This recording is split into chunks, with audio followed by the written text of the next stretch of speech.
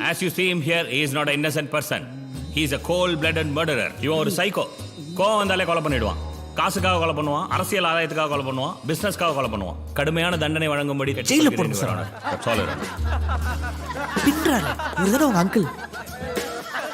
அப்புறம் order order. He sounds funny. My lord, என்னோட கட்சிக்காரர் கோவம் வந்தா கொலையெல்லாம் பண்ண மாட்டார், நன்னா சாப்பிடுவார். லோகத்துல கோவம் வந்தா சில பேர் கத்துவா, சில பேர் அழுவா, ஆனா கோடியில ஒருத்தர் தான் நன்னா சாப்பிடுவார். அவங்கள தான் எமோஷனல் ஈட்டர்னு சொல்லுவோம். So he is an emotional eater. அதுக்கான மெடிக்கல் சர்டிஃபிகேட் இது. எமோஷனல் ஈட்டரை பத்தி மிஸ்டர் பிள்ளைய கூகுள் பண்ணி பார்க்க சொல்லுங்க. இல்லைன்னா என் பேபியாண்ட சொல்லி ஒரு லிங்க் அனுப்ப சொல்றேன், பார்த்து சொல்லுங்க. டேய் என்னடா வெளிய வந்துட்டீங்க? அப்புறம் அவள்கிட்டயே போய் சொல்ல சொல்றியா? நான் வரல.